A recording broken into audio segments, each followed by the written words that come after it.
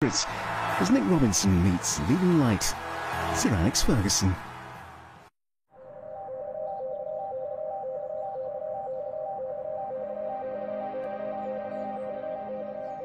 I thought what was interesting about him was the strength that he had as a leader, combined with what was obviously a very reflective self-analysis.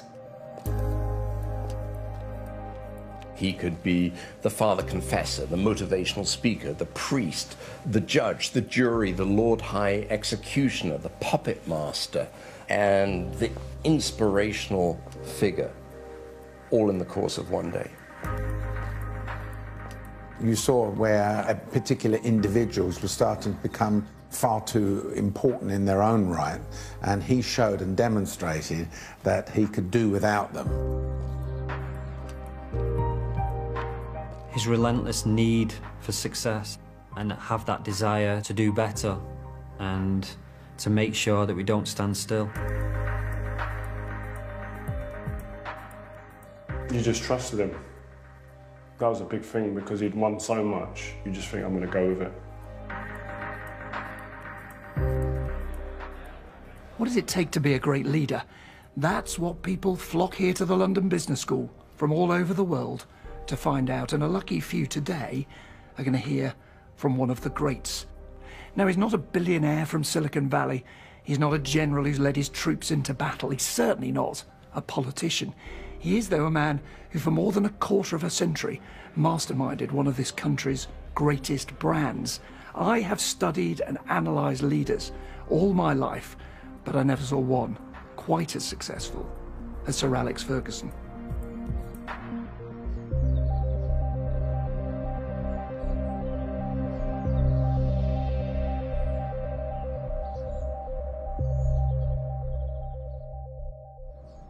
It's my very great pleasure to welcome Sir Alex Ferguson.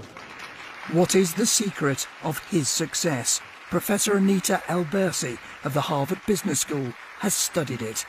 Together, they take classes addressing the next generation of business leaders. Today in London, these students are getting a crash course in leadership, the Ferguson way. So what we're going to be doing is a case study like we do those at Harvard, and this is a good test to see whether you guys are as smart as the people at Harvard. Many regard him as the best coach in all of sports. Why is he such a great coach? He's only sat next to me. I would say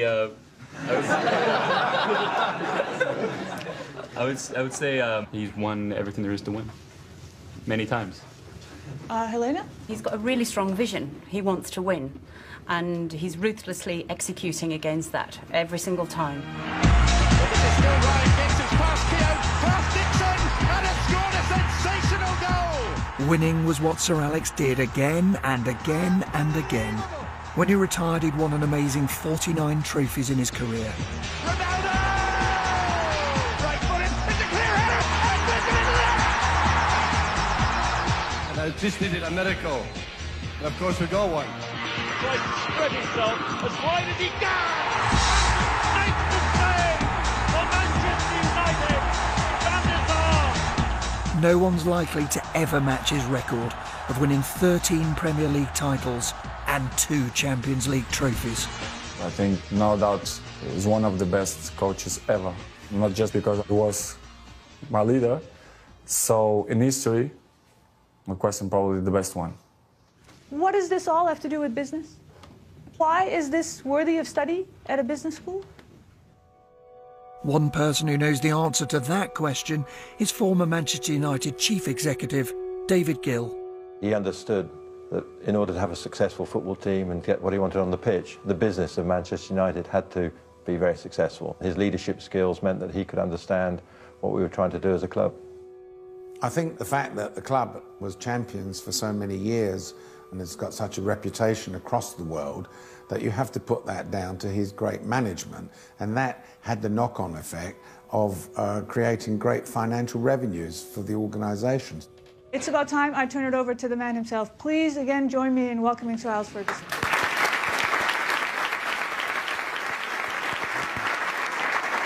Thank you. Tomorrow, at Haydock Park, I have a horse running called Hairdryer. True. Sir Alex's record attracted the attention of one of the world's most successful investors, writer and billionaire Michael Moritz, who made his money backing Apple and PayPal and Google. Moritz has been a student of leadership for decades. I started looking around for the people in organizations who had been able to steer an organization to perform at a very high level of excellence consistently for a very long time. And that's what piqued my curiosity about Sir Alex and Manchester United. Sir Alex is the first person to say that his world is football, but the elements and rudiments of leadership are universal skills that are as applicable to a multinational corporation, a Boy Scout troop, a church organization, as they are to a football club. A club made in his image, shaped by his values, forged by his character. Sir Alex Ferguson has legendary status at Old Trafford. As a lifelong United fan myself, I don't claim to be impartial. Welcome. Nick, great to see you. Professor Ferguson. Oh, yeah. But I've always wanted to understand the ingredients of the Fergie formula for success. As I was watching you at London Business School, I was sitting next to a Chinese, a Russian, a Uruguayan, an Italian. Did you ever think you would find yourself lecturing on leadership to the young entrepreneurs from around the world? The thing about it, the challenge is it's young people. And I've always enjoyed my interaction with young people. I've always enjoyed my time as a manager producing young players, because with young people, you know, it's amazing how they surprise you when you give them an opportunity. Now, back at the business school, you had on the whiteboard all those people that can crowd in on a football manager, who think they've got a right to have a say, and you wiped a whole series of them off. This is a great bit. Where's that duster? Get rid of all these. They don't mean a thing. They don't mean anything. Oh, sorry, the fans should be here, sorry. Cut that out! What was the essence left behind? Well, there's a core. Look at the core, because you can get trapped in the periphery of things that are happening. Your players and your staff, they're important issues of the whole thing. And, of course, you hope that then that transfers your results into keeping fans happy, because that's my job. Fans just want their team to win, but Ferguson insists that his job involves a lot more than that. Most managers go to a football club because it's a result industry. They're there to turn the fortunes of the first team. That's why they get the job. I never thought that way. My philosophy was to build a football club. Sir Alex made Man United as a club to think in a certain way. I think he modeled the club around his view, around his personality. I think Man United will be always influenced by what he did as a manager in the club. The club was made at his image. I think the strength of United is this great family spirit we always created. And people who thrive and be recognised. You don't mean the star players? You're talking about the people around the club? Yeah, they're no problem. I mean, players, you're with them all the time. That's the difference. As a manager at Manchester United, you can easily walk by someone, a girl coming out of the office, and not recognise them. I wouldn't do that. I would say hello, good morning, whatever. And I think it's that recognition that gives you that strength of a family. There's a dinner lady called Carol. She hammers him. What you got on today? What is that? And he'd laugh and he'd go back at her and he'd talk about her hair or something or whatever. And that's the way he is. People don't see that side of him a lot, but he was really, really good like that. He had this unbelievable ability of remembering everyone's name. Obviously, he knows Kath from reception and the laundry girls and the chefs and the cleaners. You've got 65, 70 players. You've got to remember all the names. Plus the schoolboys, that's another 30 or 40. He knew all the names because he took an interest in what they were doing and how they were progressing. He was the top man, and if he's doing it, then everyone else should be doing it as well. Everyone loved him there in the club. He invited everyone to come for a lunch, for a cup of tea, English cup of tea. So it was a family. It was a family with him. And leaders often forget that, right? That it's just as much about the ladies doing the laundry and making sure that they're happy as it is about making sure that Cristiano Ronaldo is having a great day. The family Ferguson created at United was inculcated with the values he'd learnt from his family, growing up in Glasgow in the 40s and 50s, in the shadow of the Govan shipyards. I want to get you to look at an image of the place you grew up. Govan. Govan, that's shipyards, of course, 2 crans there. I lived only a mile and a half from there. Sometimes I used to go and wait with my dad coming out the gates at around about 5 o'clock. You know, even though the temperatures and the wind that come down that quite, it never stopped them from working, never stopped them from building ships. So toughness against the odds?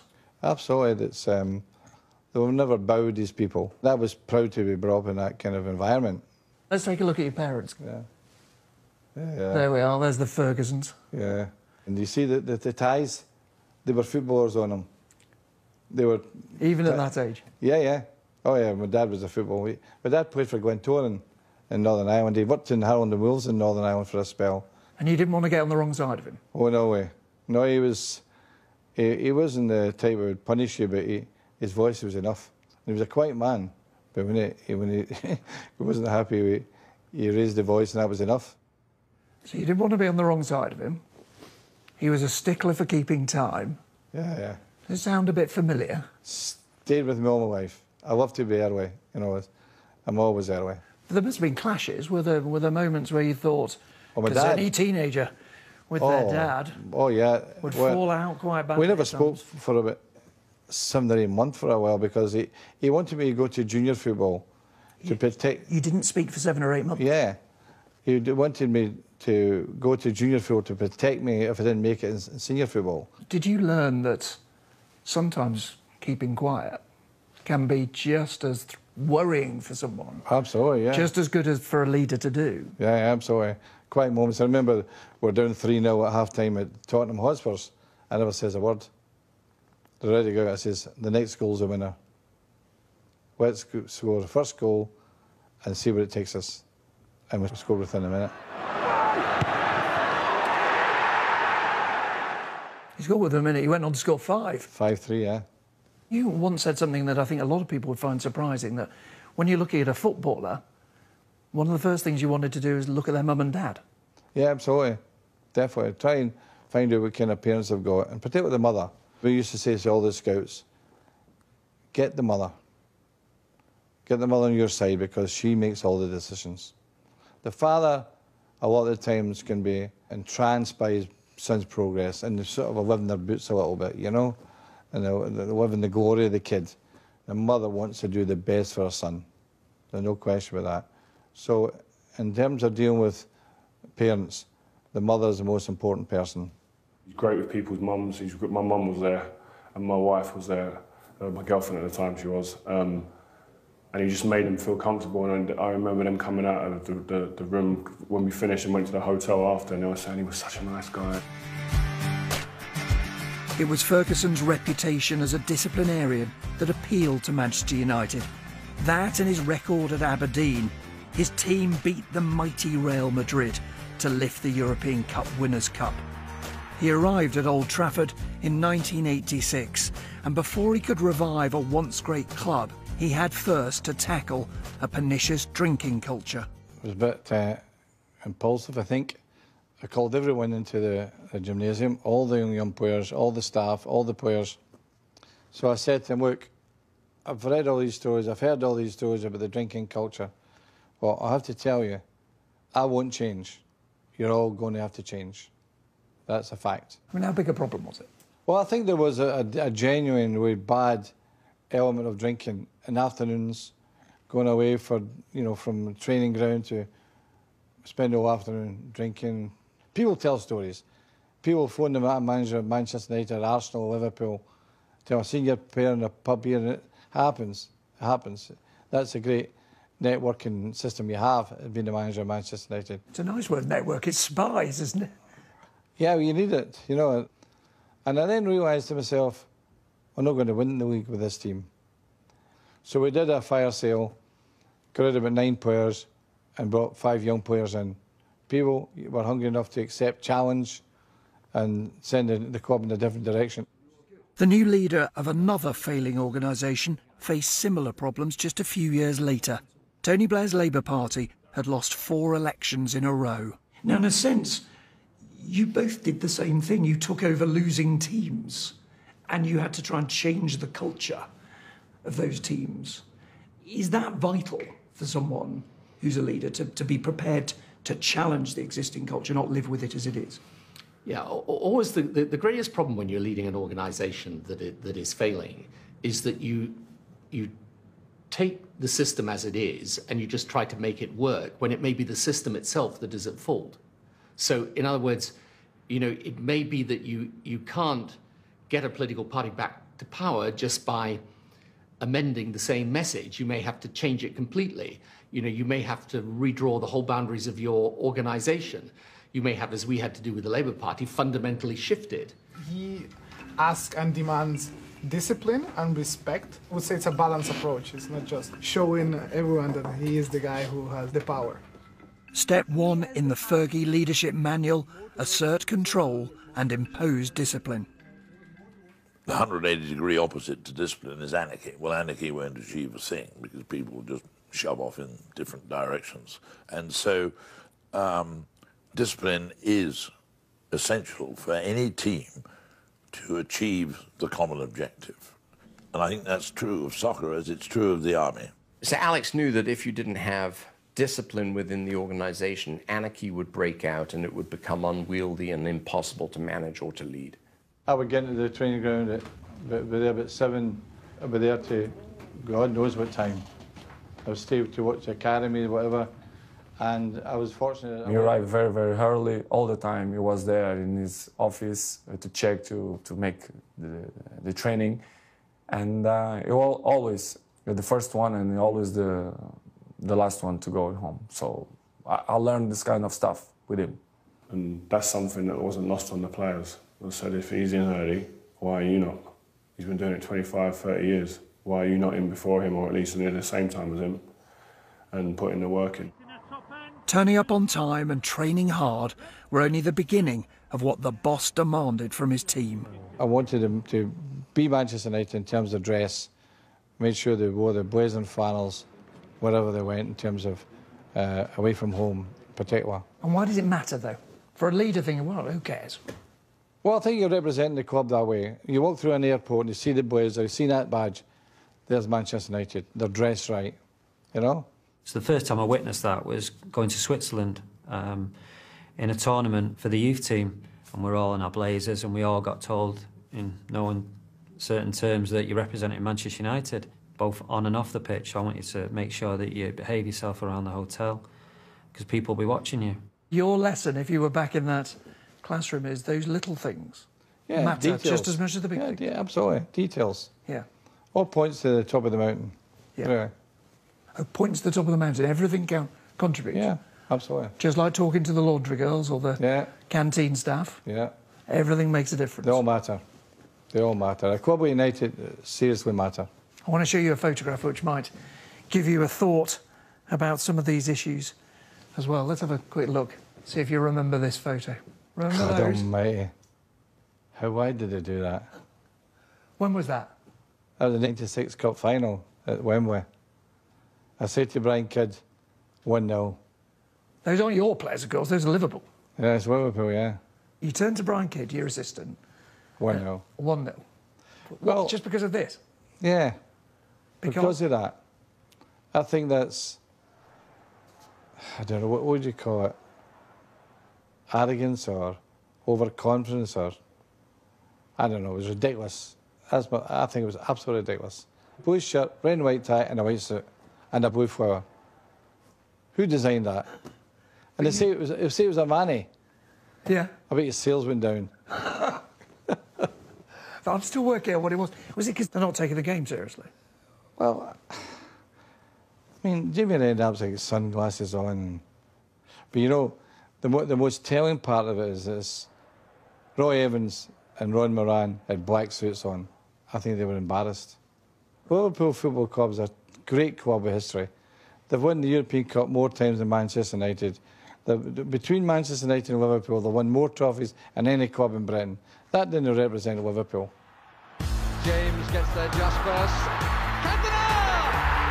There is to be a memorable end to a poor cup final. The Liverpool episode at Wembley where they were wearing the white suits, he would use stuff like that. Like, have you seen these lot? Have you seen what they're wearing? They think they've won it already.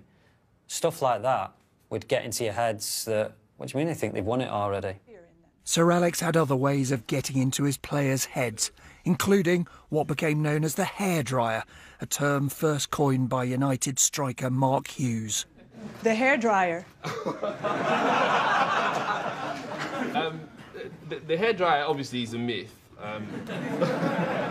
Let me just put that out there. But that apparently was the treatment that underperforming players received from Sir Alex. And so basically he's standing in close proximity and he's shouting so hard that your hair goes like this. Shout at you and physically blow you out of the room. Can I show you a little video? Oh, dear me. Do you know what's coming? No.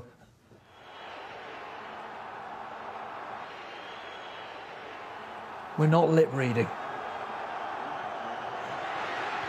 I wasn't well that day. If you were like that up the touchline, I wonder what you're like in the changing rooms. I always want to get off my chest, out my system, and kick on from there. What I said to them remained in the dressing room. I could be really angry, it could be volatile, it could be... But it was over. And the players knew that. They knew that.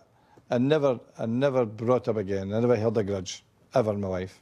And when you heard it was called the hairdryer, did you think... Honestly, I didn't like it at the time. Yeah. Honestly. I was a bit annoyed, you know. But now, you have to... You can smile. Put it in the comedy part, you know. We played Benfica away, got beat. We didn't play well. And he was shouting at me. And I thought I was one of our best players on the day. And I was thinking, oh, what are you shouting at? So I started going back at him, shouting back.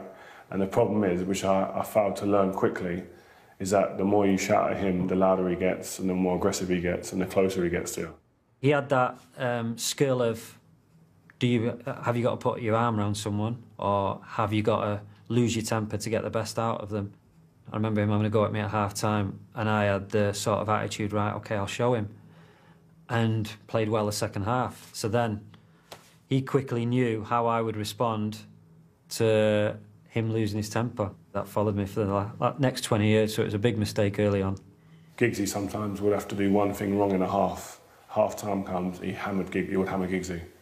But that was to show the other players no one's exempt from getting hammered and you better all fix up, because I'm coming for you at full-time if you don't sort this out.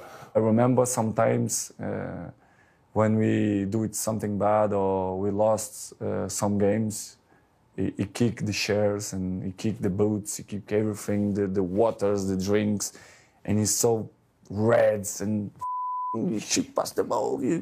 It's unbelievable, but it was good because we learned. The great thing about the boss was that the next day it was forgotten, and you'd be walking towards him or approaching him the next day thinking, is he going to have a go at me? And he would just crack a joke, or he would talk about the next game. And how often was it you're just genuinely furious? You've got to tell people. And how often was there a bit of calculation? A little bit of... Sometimes I would lose my temper when we win. Now, the real reason for losing your temper is because of expectation. I could never visualise us losing a game. You know, by the time I'd picked my team, done the tactics, had my team talk, I was confident we'd always win a game. But, of course, you don't win every game, that's a fact. But when they dropped below their expectation, that annoyed me most, you know? No player was too big to be spared the hairdryer. Ince, Van Nistelrooy, Beckham, following that famous bust-up with a flying boot. No player except, perhaps, Eric Cantona, United's iconic French superstar, who got very different treatment even after a spectacular lapse in discipline. I want to take you back to a moment I suspect is hard for you, let alone anybody else, to forget. Let's just take a look. Did you see that? I didn't see it at all. I was looking at the pitch. But as this, you know, as you see what was done. It was a problem for the club because it got such headwinds. It was front page, and we decided to have a meeting at the Alder Wedge the next night. On my way, I got a phone call from Richard Greenbury, who was the chairman of Marks and Spencer's at the time, Richard. And a big United fan. Big United fan. He says, well, don't let Cantona go. He'll give you great moments of joy. I said, I know that. But, you know, it was the mood of the board. So I had to fight the case, like, we must keep him. We can't let him go. We can't give in to the mob. And we decided to suspend him for 4 months. And the FA were, at the time, were happy with it. But somehow they added to it. Ahead of Cantona then, 7 months of training. Dull, laborious, unfulfilling. Expediency may yet mean that, with regret, club and player part company.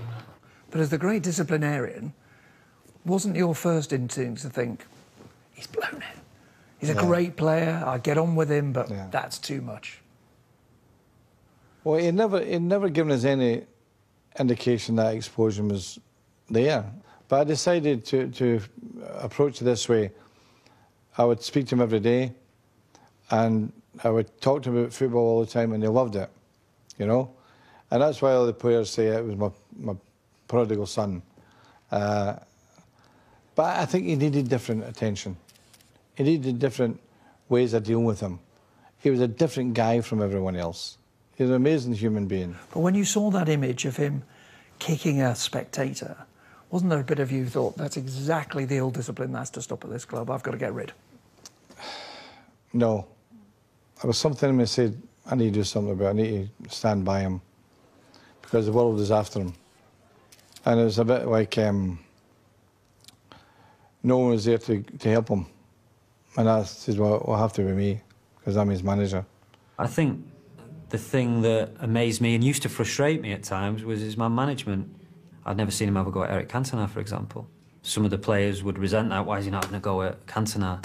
He's missed a penalty. Or why is he not having a go at Cantona? He had an awful game. The manager knew in the long run that he would come good, that he would produce the goods at the right time. Yeah, his man management was second to none. To have always the honesty that allows him to be father, friend, brother of a player, enemy of a player. But enemy for a few seconds.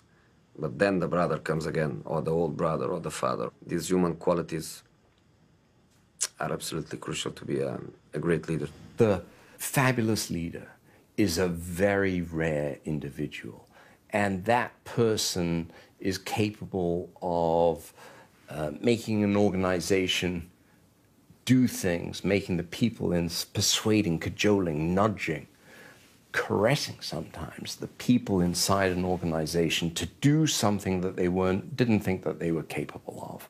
What we have here essentially is a case that is about how one person is very effective at managing teams. That's not enough, though, for a leader. They also need to know how to cull their teams, how to be ruthless. Right. Yes, over here. When they had big players and they had the youth team coming through, the confidence to affect the change, sell the big players and go with the youth players. A good leader has to make tough decisions. That's why he or she is a leader. And sometimes there are things which are not very nice. You have to lay off a whole group of people, for example. 200-300 people close down a factory. In some cases, you may have to release a very highly paid individual, but you have to do it. It's part and parcel of being a leader. As you go through your career, you've got to rebuild the team. You have to be ruthless. It's a hard part for you because they do become a family, you know, and the great squad of '94, of the Cantonas and the Inces and Robson and these players, Bruce, they get older. And the horrible thing is, the evidence is on the football field, and you can't avoid that. Some of these issues were played out in the press, but he wasn't afraid to make the decision which he thought was for the long-term or medium-term benefit of the team. And I think that ability to be ruthless It's no bad thing, but at the same time, I think he did have compassion, and I don't think he necessarily found all these decisions easy. And it wasn't just players past their peak who were shown the red card by Ferguson. The scenario with Roy Keane, there was a video that he'd done for MUTV that the club didn't want to go out. The manager thought that it wasn't right, it was disrespectful, etc. to the team. The next day, told the players that Roy Keane will never come back to Man United again as captain of Man United. Roy Keane lifts the trophy for Manchester United. Best player probably Man United had through a long period of time, and that was for the next generation. Don't think you're ever bigger than this club, because you're not, because you will go. I've just told the captain he's never coming back again. What are you going to do now? Hey, this is ridiculous. How do you handle a particularly difficult member of the team? That was a question which haunted a new Prime Minister, who turned to Sir Alex for advice. We would talk about man management, and I would say, look, such and such an individual is, you know, he might be really brilliant, but he's really, really tough. I don't know quite what to do about it. And because this is how he would run his soccer team, so you get rid of him. And I'd say, well, that's all very well, Alex, but how would you be if you got rid of a player but still found them in the dressing room every day? He said, that would be a problem. He said, that would definitely be a problem. I said to him, you have to keep your control. I didn't know who he was talking about at the time. And you have to keep control. You can't always, and you're the Prime Minister, you have to have control. You must have guessed he was talking about Gordon Brown. I didn't know, actually, and I don't think anyone knew till later on that there was some sort of there was some feeling between the two. He said to you, what do you do with a player who won't accept the discipline? You said, get him out. If they're affecting the control of you or they're disrupting the dressing room, you have to make a decision. Is it worth it? We weren't actually talking about an individual, but a hypothetical case, as it were. But yeah, his attitude was, it doesn't matter if he's your best player. If he's difficult, put him out of the room. But even Sir Alex sometimes lived to regret his decisions about players.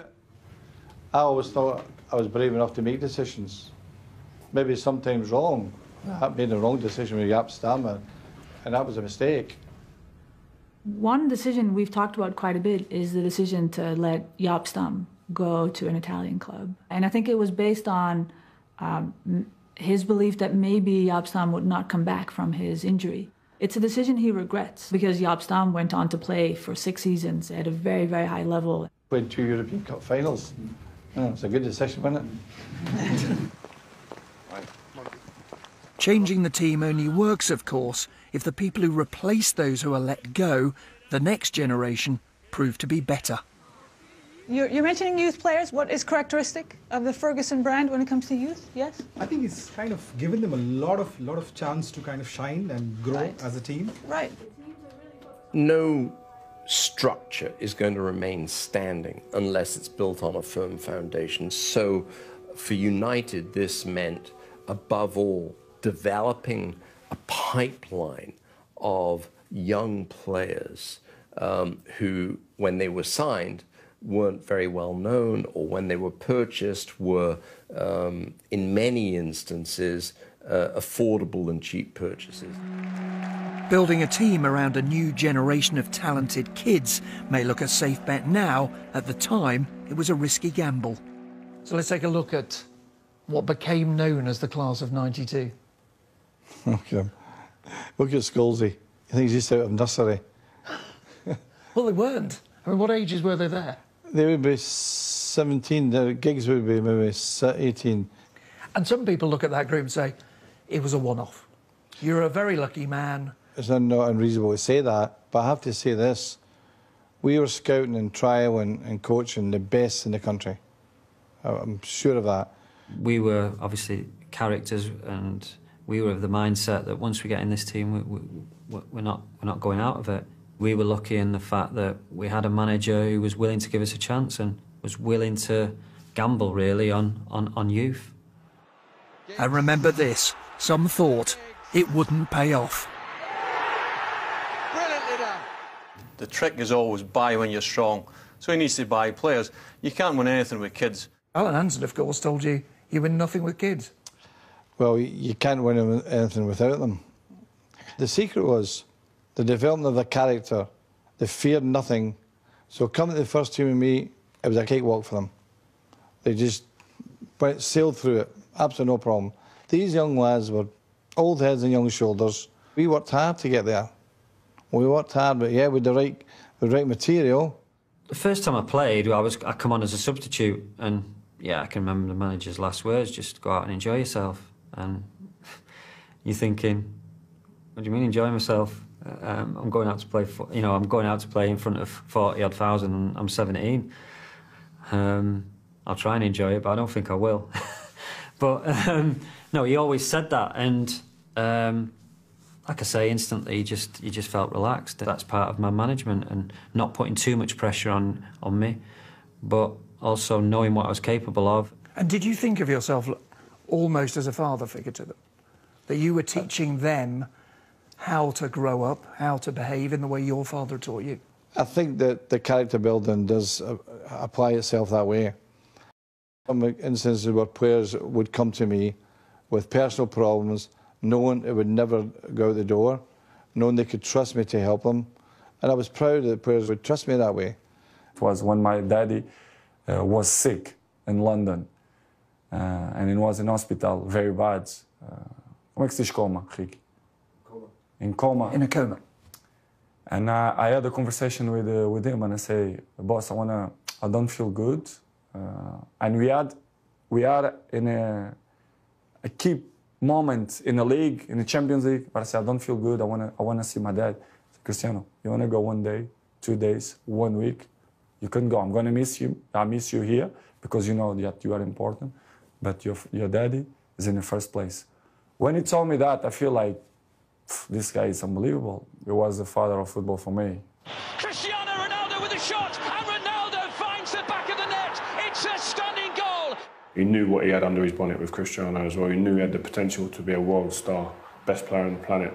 And he knew that there were certain aspects of his life that he needed to take care of and help him with. And I think you see that in the way Cristiano speaks about the manager now. Even all these years have gone by, he refers to him as his father in football, which is testament really to the way the manager dealt with him. Is that power? Yes, you have all the power. Yeah. A bit of advice, I don't think power is very important. I really don't. I think the thing I was always after was to make sure I kept my control. Ferguson imposed that control not just on the pitch, but off it too. When I first signed for United, I twisted my ankle in my first ever game, so I was out for about 6 weeks. So I got to know the city a little bit better than I probably should have. And just as I got back to fitness, I went out on a training pitch and I saw the manager was just waiting out for the players to come out. And he just said, "Really, let me talk to you, son." I said, "Right, boss." He said, "Are you enjoying the city? Is it all right? Have you been out anywhere or anything?" I said, "Yeah, I've not been out, to be honest with you, boss. I've just been to a couple of restaurants and just taking it easy, just chilling out, really." He said, "Oh, good." He said, "Just make sure we get off on the right foot. I know you've been overindulging in the nightclubs, going out here and there. People tell me these things. You can't hide none of this from me. Just make sure now you know that I know, and it doesn't happen anymore. If you want to stay at this club for a long time, go to train." I was like, oh my God. The only thing I ever worried about was the control of Manchester United. The control of the players, the dressing room, that is paramount to me. And I only worried if I ever lost that control. He controlled everything, I think. The transfer policy, the decisions, the players' contracts, the staff. I think everything was in his hands. And I think it's a fantastic way to do it, especially if you are surrounded by good people. Because when you say you are in control, doesn't mean that you don't share. I think his belief is that in order to lead a football team effectively, you have to be the biggest personality. You can't have players that are the bigger stars, that are the bigger egos in the dressing room. This is probably also the most controversial lesson. And I am honestly not entirely sure whether we can translate this to many other business settings. And I think the business world nowadays, if you as a manager come in and say, or as a CEO and say, I demand absolute control, and anyone who steps out of my control, they're fired, that's a pretty harsh stance, and it might not work very well in the business climate that we have nowadays. I never thought about these guys being star players. Never bothered me. And the one thing I did say to the star player, remember one thing, your reputation is always in the line this Saturday.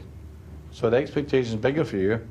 And you have to show you work as hard as all the rest of the players, because that really is a truly great player. Motivation, teaching the value of teamwork, they were also crucial to Ferguson's success, even if his methods could be a little unusual. There was one photograph he had on your office wall. Let's just take a look at it. I want to know why you had it. There you are. Every year I bring the apprentices into my office. One day I says, right, tell me, what do you think of that photograph? And they look at it, and of course they're all twitchy and nervous, etc. And I said, well, look, there's 11 there. There's 11 members of the team. I says, they built Rockefeller Centre back in the 20s, and they lost lives. And one or two would try to save them and lost their lives through that. I says, there's no bigger sacrifice than giving your life for a team. I remember he had this picture of 11 guys sitting in a ring, but without, how you say? No ropes for safety. Exactly. And it quite surprised me. When I looked at the frame, I said, wow, it's unbelievable frame. And he said, Cristiano, this is what teams should do it. We should be together. We should work together. We should do it everything together if we want to win something. And he gave the example all the time, because it was 11 guys in that picture. So it was fantastic memory. I remember right now in my eyes, I remember his office and this frame. Now there's another image you used to use quite a bit, I think. Oh yeah, geese. Yeah, it's a fantastic story. It's how they fly 4,000 miles from Canada to some warm climate. They go in 2 Vs, and the ones at the front do most of the flying, then they change over. And if one goes away unwell, 2 have to look after it. There'd be birds overhead flying, and it would be in the middle of training, and he'd stop the training, and he'd go, right, look, all up, all look, have a look up to the sky. So we'd be all looking at the sky, see them birds, and they were all in like an arrow formation. That's teamwork. You can just imagine 22 players or 20-odd players just looking up at the sky thinking, what's he going on about? And I said to them, these geese fly 4,000 miles to get a bit of sun. All I'm asking you to do is play 38 games to win the league. I don't think I'm asking too much. Other teams in other sports wanted one of Fergie's inspirational talks. So when Europe was fighting to retain the Ryder Cup, the captain called in Sir Alex. I was never one of the superstars, so dealing with the likes of Rory McIlroy and how he was going to feel in that situation was something that was alien to me, and he was the one that I thought could really help me with that. So when I looked around, I thought, you know, there's a guy that really got it right in terms of success. Paul had spoke to me a year before the tournament and asked if I'd like to contribute with the team. So I did a motivational talk with him. He spoke to the caddies before he came up to the players, which was great. And that was a lot of fun for the caddies, and it made them very much included, because the caddies were a huge part of what we did. The caddies. Goodness me, that was fantastic. And there was a caddy called Billy Foster, big Leeds United fan, and he gave me a stick. All the boy says, you got Cantona for nothing. As we were listening to the rules briefing, I could hear the laughter coming from the caddies room, and the players didn't know, but I could hear the laughter, so I knew things were going well down there. So when he came in, first of all, he knew everybody's name and addressed everybody personally. Sir Alex told the Ryder Cup team the story that had worked so well at Old Trafford. Did a bit with the geese, and I think that was an important one. The Ryder Cup team, although they were favourites, it wasn't going to win them the tournament. It was the work ethic, the concentration. They've got the talent. It's the 12 best golfers in Europe, without question. And they just need to focus on the things that are going to matter in the game. And that became a kind of something that we as a team mentioned a number of times during the week. And it was a phrase that we used, remember the geese. And the ironic thing about it is when we won and we were getting our photograph taken, this perfect V of geese flew right over their heads and over the clubhouse right behind. I never changed as a human being, as my style of management, my decision-making, my discipline, never changed that, but I was always willing to change to make us better. Leadership is actually a balance of listening, learning and leading.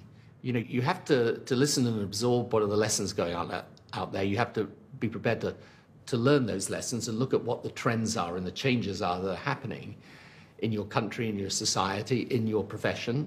And then you have to be prepared in the end to take control and to lead. Tony Blair says that leadership is a balance of listening, learning and leading. Is that a good summary? Yeah, I think that these are accurate statements, no doubt about that. And you went to different places to learn. You went to the SAS on one occasion, didn't you? Years ago, I took the team down there for a day and they stayed overnight. It was fantastic because you're speaking to a body of men who their concentration levels has to be 100% all the time. So I was impressed with what I saw down there. Did the players identify with them, or did they just look at them as if a different world? They loved it. I always remember they took us into the hostage room and they put 4 players with their heads down on the table and all the rest of the players were behind the rope, you know. They just pulled me out, me, Paul Ince, it's cardboard cutouts, and where the hostages. The cardboard cutouts are the people holding us hostage. So we were just sat there at the table. Next minute, lights just went off. We heard, get down, which we instantly did. And all of a sudden, a smoke bomb comes in. I think it goes dark, and within seconds, bang, bang, bang, bang. A couple of bullet sounds, and then the lights come on. And right next to us was 4 or 5 soldiers, SAS gear, night goggles. As one of the soldiers with a gun against Paul Ince's head. And see, I'll tell you. What did Ince do? He absolutely, honestly, knew he died. It was brilliant. Yeah, it was a great experience, and one that we never forgot. What I hope Sir Alec and his team would have seen and appreciated was very high degree of professional skill and ability, and utter dependence one upon another. In other words, the team actually brought to a very high pinnacle of mutual dependence and respect. The Ferguson formula produced year after year of success, but one victory, one match, one extraordinary moment seemed to capture its essence.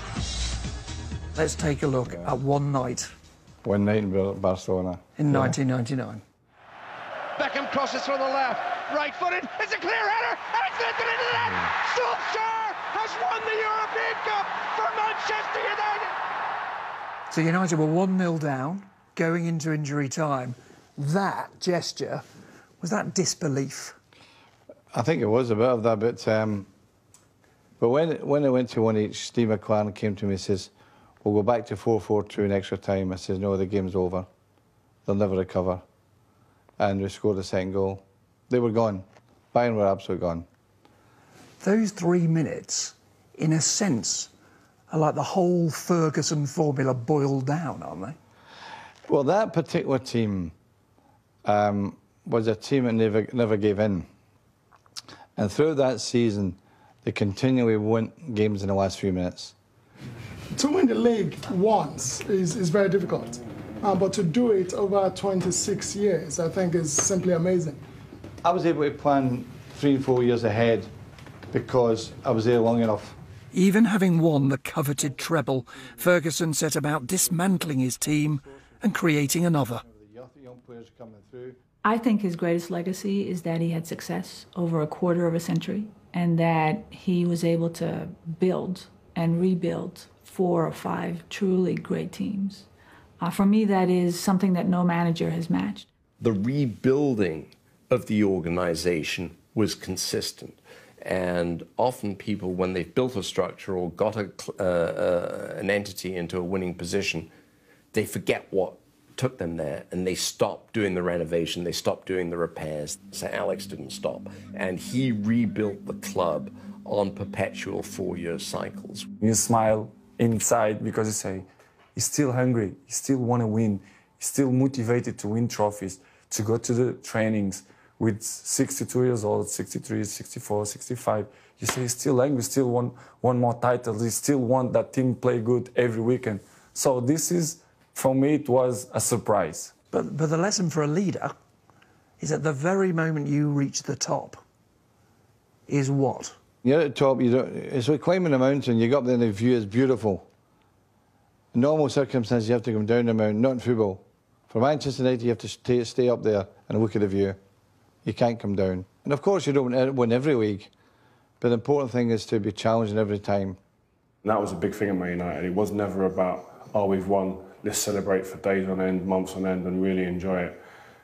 You never got the sense that we really enjoyed it as much as maybe should have. Now I've retired. I think if I did enjoy it too much, because I did quite like enjoying things, maybe I wouldn't have been able to climb the mountain again so soon and so consistently. You have some managers that, that you work hard for because you fear them. And you have other managers that you work hard for because you love them. Where on this line is Sir Alex?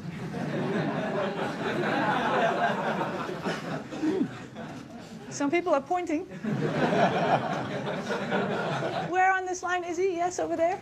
I think he's more towards the love side. It's a fact. Okay, you need to stop talking right now. So for you, was it more fear? Or was it love? Or maybe both? Both.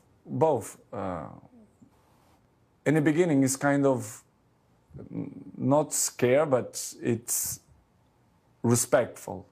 You respect because you say, ooh, you can smile, but you can be angry too, so let's do the right things. Early on in my career, definitely fear. As a 17-year-old, seeing this figure who was so intent on discipline and quality, but also fear from me, fear of failure. But then as the career and the relationship grew more towards, the love aspect. There can be occasions with fear come into it, occasionally maybe a bit of love. But in the case of fear, if you look at the way Manchester United played, players played and the teams played, there's no way that fear was in that team. In terms of my time at United, I often wondered whether it was hate, fear, love. I didn't pay great attention to it, but I still was always concerned about the balance of it. And I have to say this, it's right there, respect.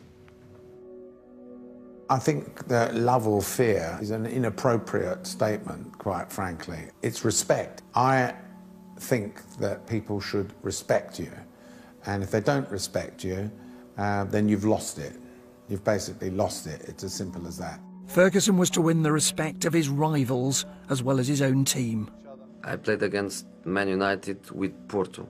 And the respect started when, in that Man United Porto, the first time, the opposite manager knocked in my door to congratulate my players. Sir Alex walks in? Yeah.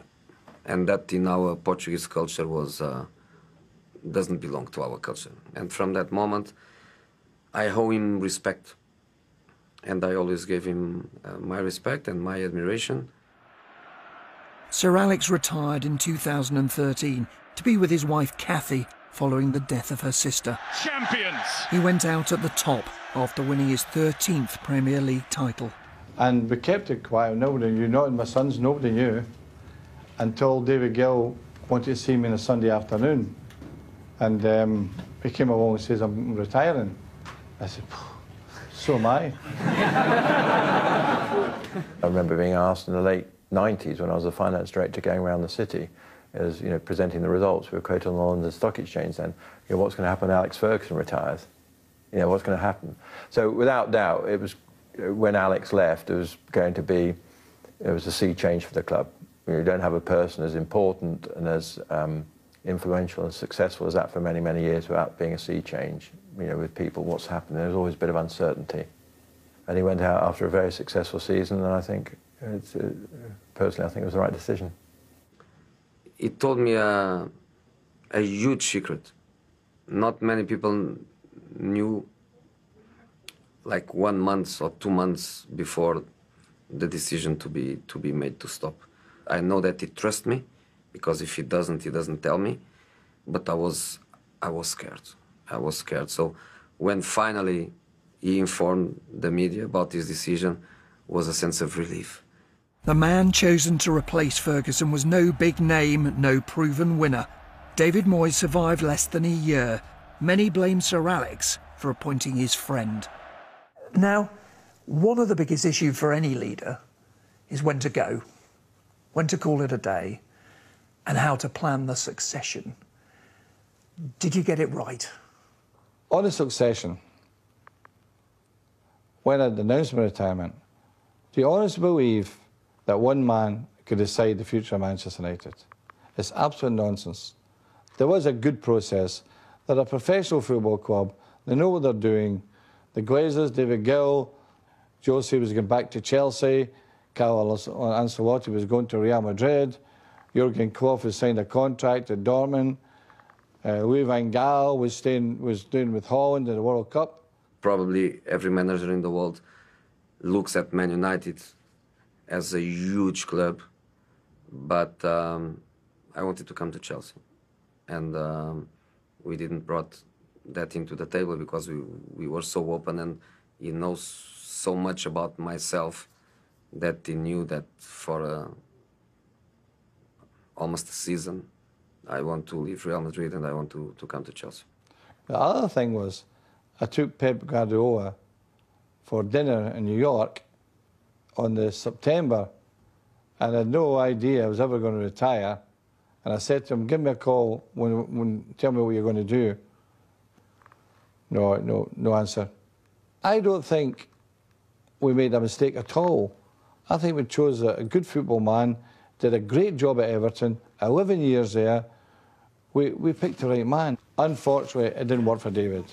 Yeah, well, sometimes people say, don't they, the critics, well, it was impossible for David Moyes because he inherited this team and you'd stop trying. There's this continual thing about we left an old team and all that nonsense.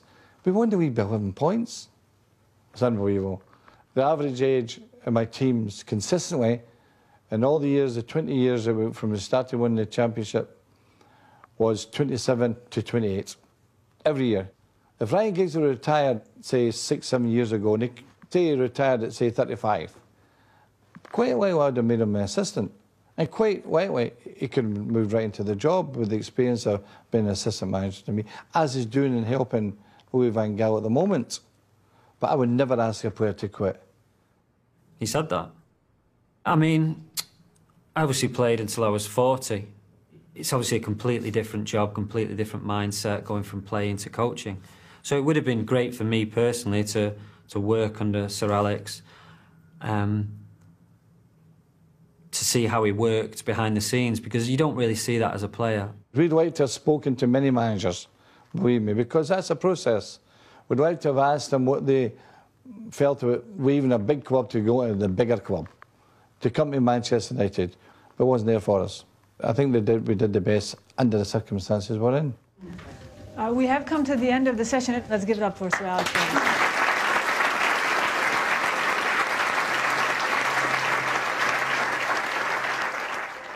Now, we've spent a long time analysing your leadership and the lessons for others. How would you sum it up? Well, I think consistency is, I think it probably sums me up. I think that in the 26 and a half years I was there, I never changed my conviction or my philosophy or my attitudes. That consistency created players who were consistent, the club were consistent, and that's what's made them the best club in the world, without question. My day job is in investment banking, so I learned a lot from how he's dealt with very highly paid individuals. What really came across was his passion, and so you could see how much he loved what he does. The key thing is how to lead very young teams of very talented people and being able to get them to deliver the most.